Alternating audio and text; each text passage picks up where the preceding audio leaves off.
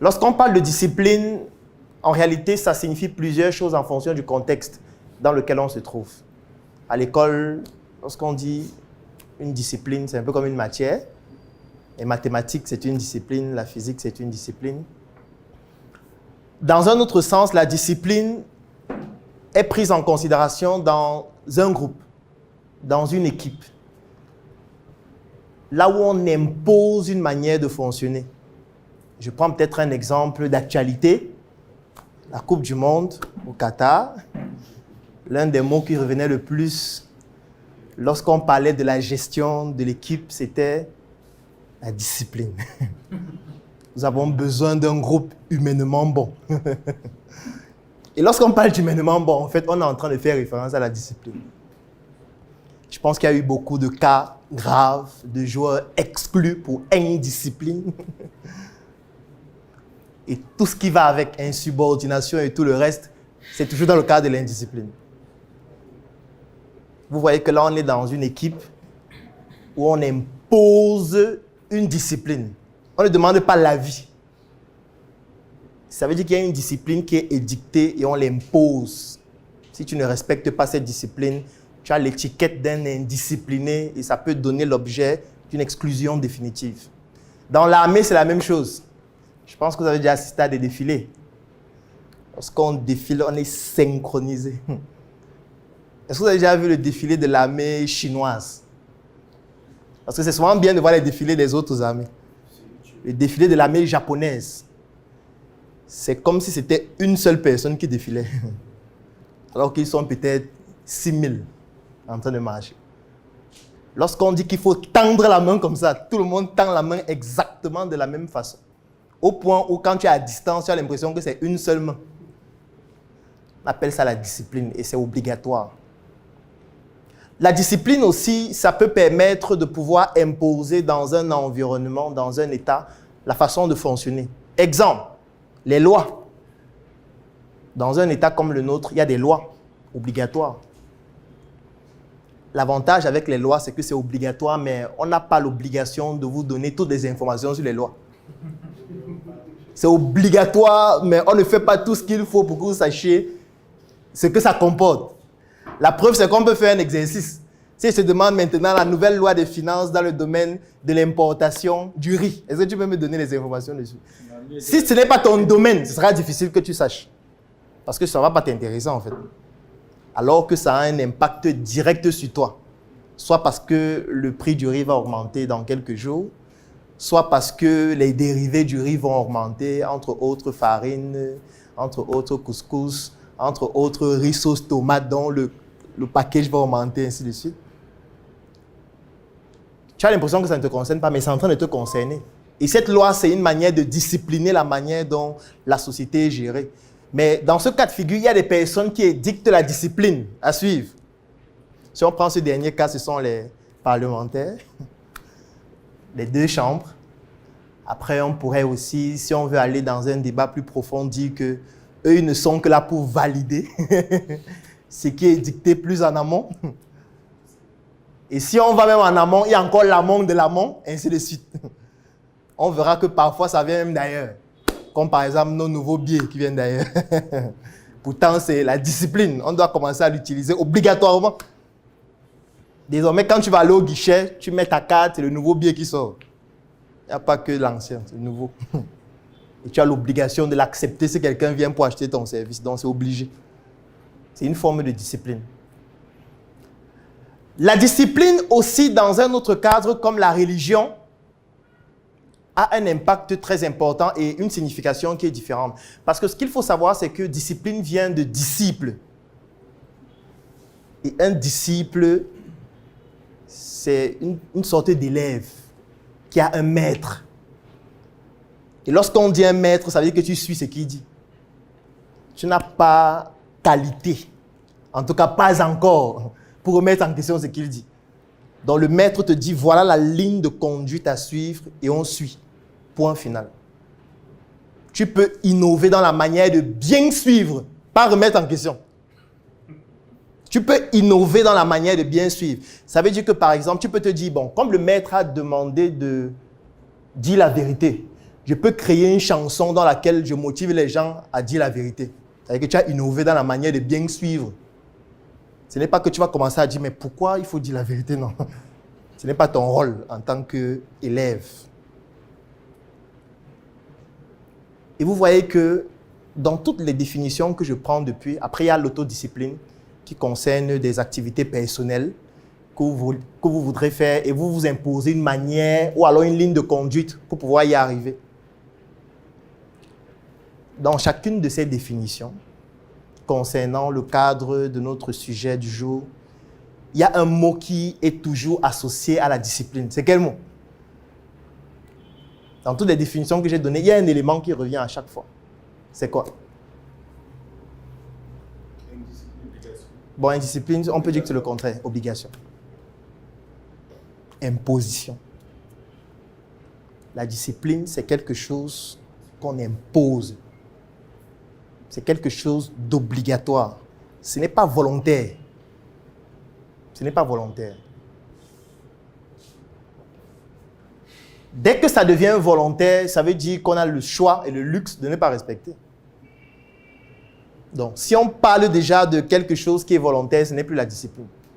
Ça devient ton libre arbitre, ton choix personnel de vie, ainsi de suite. Mais lorsqu'on parle de discipline, on parle directement de quelque chose d'obligatoire. Ça veut dire que tu es contraint à le faire. On pourrait arrêter la formation à ce niveau.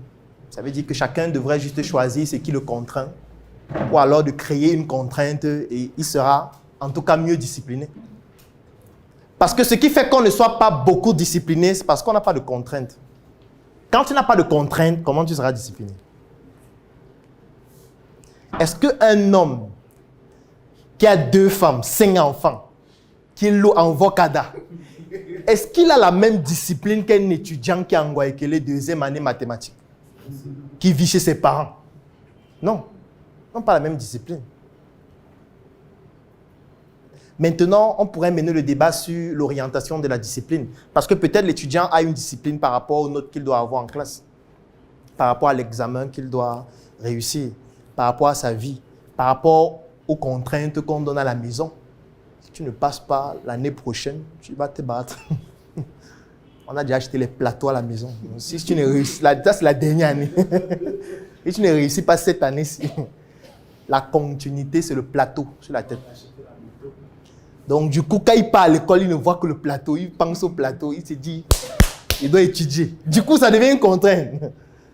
Tant qu'il n'y a pas cette contrainte, il va en boîte de nuit, il s'amuse avec ses amis, il voit le match comme tout à l'heure, il parie le peu qu'il a pour espérer gagner, comme un coach l'a dit tout à l'heure sur Internet. Bref, il se bat pour faire ce qui lui plaît en fait.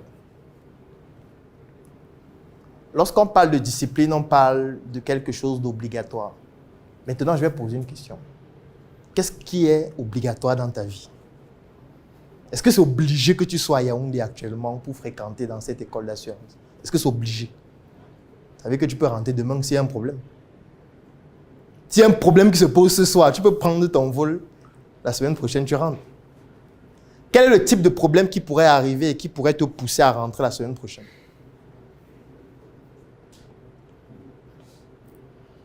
Exemple de problème. La mort de mes parents. La mort de tes parents. D'accord? Donc, si tes parents décèdent, ce qu'on ne souhaite pas, bien sûr, tu vas rentrer. Mais est-ce que tu sais qu'il y a des personnes qui sont dans d'autres pays, quand leurs parents décèdent, ils sont obligés d'écrire aussi RIP, comme tout le monde. Ça veut dire qu'il ne peut pas rentrer, il est obligé d'écrire RIP et dire que le jour des obsèques, faites la paix vidéo et voir comment on met le cercueil au sol. Parce qu'il va rester ici, il ne peut pas rentrer. Je vais continuer ce que j'ai à faire ici, même s'ils sont morts. Tu sais qu'il y a ça, non?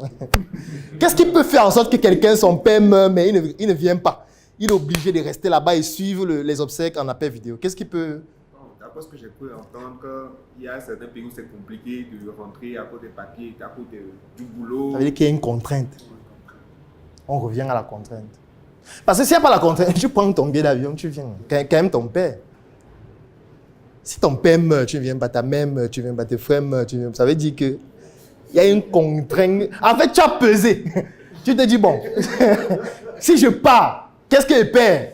Et qu'est-ce que je gagne? Si je reste, qu'est-ce que je perds? Qu'est-ce que je gagne? Après, tu as vu que non, la balance, c'est plus de rester. De toutes les manières, il est à mort. Je ne suis pas Jésus pour ressusciter les gens. Ça veut dire qu'en fait, la seule chose qui peut te pousser à un moment donné à te dire « je vais le faire obligatoirement », c'est une contrainte forte. Plus la contrainte est forte et plus tu es discipliné. Parce que quand tu n'as pas de contrainte, pourquoi tu vas être discipliné? Parce qu'en réalité, la problématique de la discipline, c'est une problématique quotidienne. Parce que chaque jour, quand tu te lèves, tu te poses la question, pourquoi d'abord je me lève même à 5 heures? Est-ce que c'est obligé? Pourquoi je me lève aussi tôt? J'ai sommeil, il faut que je dorme encore un peu. Pourquoi je travaille même aujourd'hui? Ce n'est pas mieux de rester à la maison voir le match. Parce que j'ai trop travaillé depuis cette année, non? On est quand même... Il manque 2 semaines pour la fin d'année. Je me bats à la fin de cette année-ci. Je laisse d'abord le travail. Qu'est-ce qui fait en sorte que les gens sont en train de s'amuser, voir le match, se faire plaisir, faire l'amour? Toi, tu es en train de travailler. Pourquoi? C'est parce qu'en fait, il y a un logiciel qui est dans ton cerveau qui te dit que mon type, vous n'avez pas les mêmes problèmes que ceux qui sont en train de voir le match. Toi, le match, c'est interdit pour toi. Tu dois trouver un moyen d'atteindre tes objectifs par rapport aux contraintes que tu as. Tu ne peux pas être en train de voir le match là maintenant. S'il n'y a pas cette contrainte, qu'est-ce qui se passe? Un gars t'appelle là, vous partez voir le match. Première question que chacun doit se poser ici. Qu'est-ce qui me contraint à faire ce que je fais aujourd'hui? Est-ce que cette contrainte est réellement forte au point où, qu'importe les cas de figure, je vais continuer de le faire? Si vous voyez quelqu'un qui fait une activité aujourd'hui, 2 semaines après, tu lui demandes comment ça marche. Il dit non, ça ne marchait pas, je suis dans une autre activité. 3 semaines après, ça évolue comment? Non, finalement, je fais d'abord une pause parce que c'est un peu complexe. Là. Je réfléchis encore mieux avant de me lancer. Ça veut dire qu'il n'y a pas beaucoup de contraintes. Parce que quand il y a beaucoup de contraintes, ça va marcher. Ce n'est pas que tu penses que ça peut ne pas marcher. Non, ça va marcher. Comment ça ne marche pas? Tu penses que moi, quand je lance un projet, je dis que c'est possible que ça ne marche pas, c'est impossible. Ça va marcher. Même si ça ne marche pas, on va trouver un moyen pour que ça marche d'une autre manière. Ça va marcher obligatoirement. Il faut que ça marche. On est mort si ça ne marche pas. C'est pour ça qu'en réalité, la thématique sur l'échec est une thématique qui est très complexe. Parce que l'échec n'existe pas pour quelqu'un qui est extrêmement discipliné. Ça n'existe pas. L'échec, c'est juste un nouveau moyen de faire autrement.